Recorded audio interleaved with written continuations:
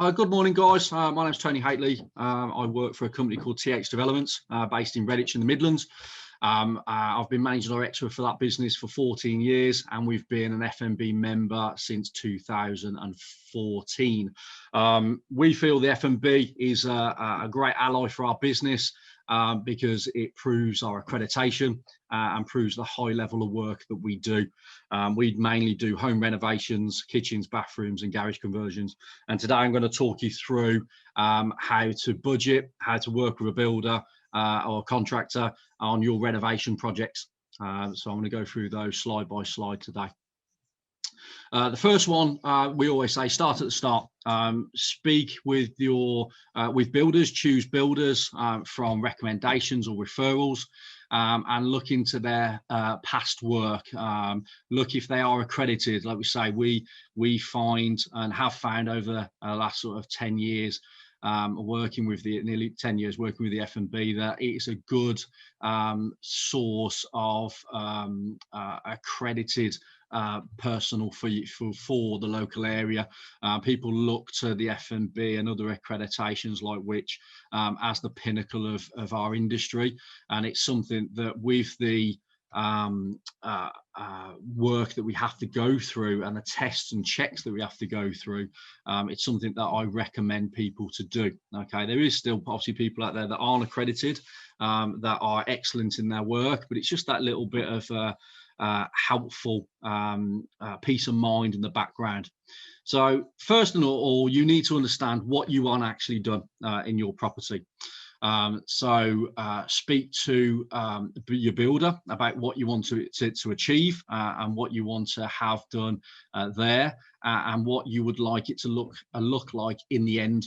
So look at the end in mind. Okay, a good contractor should be able to talk this through from start to finish with you and use their experience and know-how to be able to give you an all-in-one solution, or be able to work step by step with you to manage this through. Okay, you can look at two ways of managing the project. You can have fully managed, which we do at TH Developments, or you can look at doing part and parcel yourself. My recommendation is, the reason why we do it here at TH is fully managed, because it's extremely hard to manage time and trades, to understand when your electrician needs to land, your plumber needs to land, plasterers and the like. And you could end up with a big bill or big extras bill for guys sat in their van doing nothing. So my recommendation always is to look at a company that can give you a full 360 service. When looking at products and items that you want, actually look at a like for like. So you're going to go out there and you're going to speak to different builders and different contractors, but look at the quality of the finishings and furnishings that they're going to provide to you. A like for like sometimes isn't like for like. There's some products out there in the marketplace that are not the same. They look the same. So for argument's sake, for example, a toilet is not a toilet. There is different quality out there. So weigh up what your budget's going to be and where you want to be, and be open and honest with your contractor. I always say, and we always say here, look to obtain 2 to 3 quotes. Okay, don't take it gospel that the first person you see is the first person that you want to go with. We sometimes find that because a lot of our business comes from referral and recommendation. But if it's a new person that you're dealing with the first time, please go out and obtain 3 quotes, not estimates, 3 quotes. So they will be fully in writing, and they will have everything itemized on them. We see daily emails, your bathroom's going to cost X, kitchen's going to cost X, building work's going to cost X. What's included in that? Make sure you've got everything included. Before that, you need to be honest with your builder regarding how much your budget's going to be. We see time and time again, i.e., for example, We always ask the question, what are we working with? What quality do you want to go to? What level? And also what budget you want to work with. The answer can normally come in from the client is don't know. Now that can be two-pronged. That can be they're trying to keep it close to your chest, and also you're trying to keep a cost close to your chest, which is fine. The second can be that you don't know, because obviously it's something you haven't done before, and that's where you need to work with your contractor to understand costs and prices. And it's a big thing to understand what the budget potentially will be. There's no use of builders spending many hours, or contractors spending many hours putting quotes together only to be then told, well, that's not in our budget. We find a lot of people trying to keep budgets close to their chest. It is in the industry that some contractors can work up to a budget.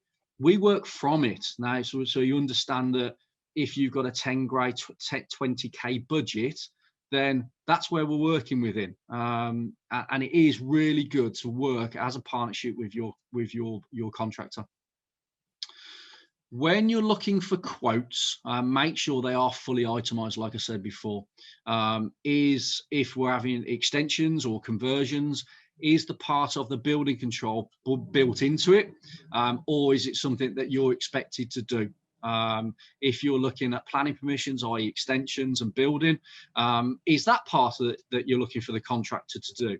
Bear in mind, if you're looking for a full 360, there will be a proportion of cost which will be attributed to these items, but they should be itemized in your quote as well. Just before I move on to the next slide, it is very important that you're honest and open with your contractor. It is a full partnership, not that the customer's always right or you're working direct with the customer, the contractor.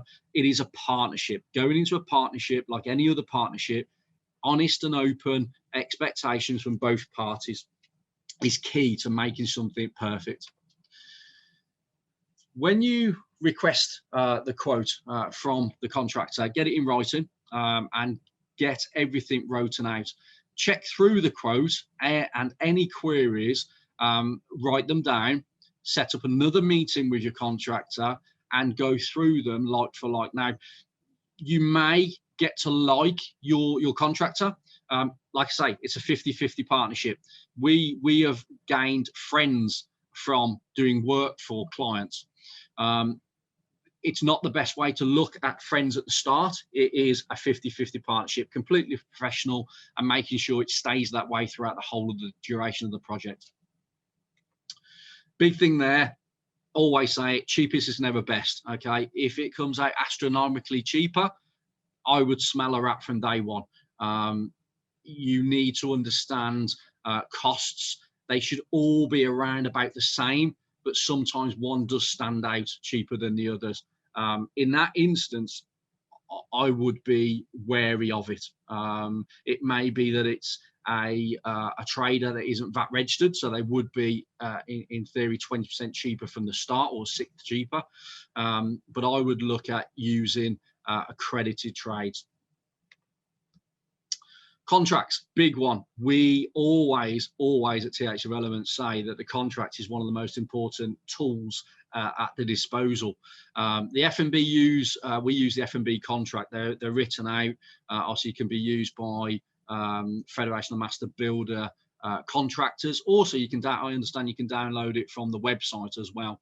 It covers pretty much everything that you need to be working with a contractor, and it sets out some rules and some ways of working.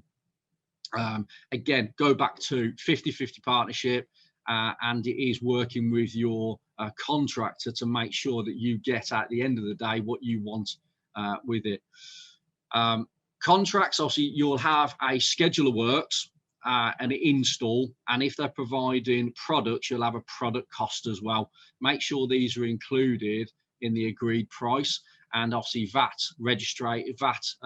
amounts as well, if it is VAT chargeable, or if it is, say, for disabled work or new build, it'll be 0 rated. Have a look if there is any retention at the same time. For larger builds, there's normally retention, normally 2 to 5% of the start install costs would be retained for a period or until any snags are completed. And that would be really down to yourselves as the customers and the contractor to get that in writing.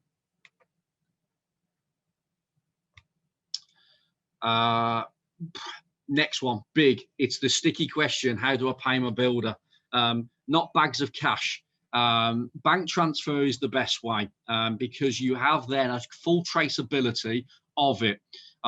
In this day and age now, we do have obviously smartphones and we have apps that you can pay with your phone or on your phone straight away, but make sure that it is a plausible and safe way of paying your contractor.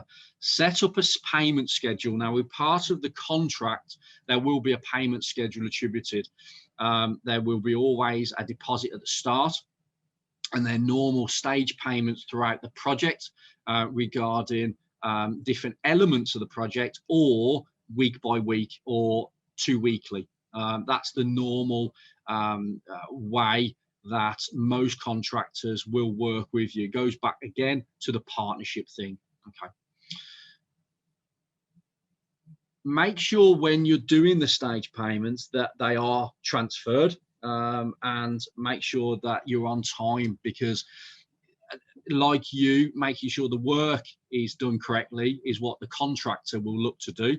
Making sure that you're paid on time is what you guys are responsible for. So please make sure that the payments are up to date. If there is any issues regarding the work and you need to potentially hold payment back until an element is completed, please do this with the contractor and discuss it. Speak to them, not emails. It's personal approach. Us builders do like that personal approach still. We're a little bit old school, and it is better to discuss things face to face, nice coffee, and make sure that everything is running correctly throughout the project. Payment is a sticky situation. It's not a nice conversation to have, but it's one that needs to be out in the open from day one. As I mentioned earlier, retention. So deposits, you would normally look at a 10% to 25% deposit for the start, and that would depend on the size of the project and the fiscal cost of it. Things like made to measure orders, made to measure items, bespoke things would need to be paid before the job even starts. Us at TH Developments, we would always ask for product cost, so i.e. the product cost, i.e. the kitchen cost, and also a £500 deposit to book it in our diary. That sort of then starts the ball rolling with this 50-50% equal partnership deal that we have with our clients, and it has never ever been put into question and has always worked really well for us over the years.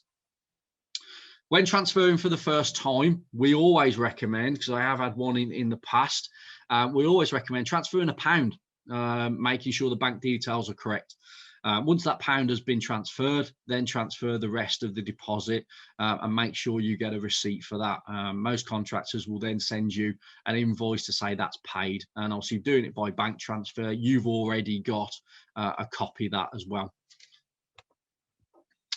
That pretty much concludes that today with regards to finding and helping for a build or a contract. So any questions would be much appreciated.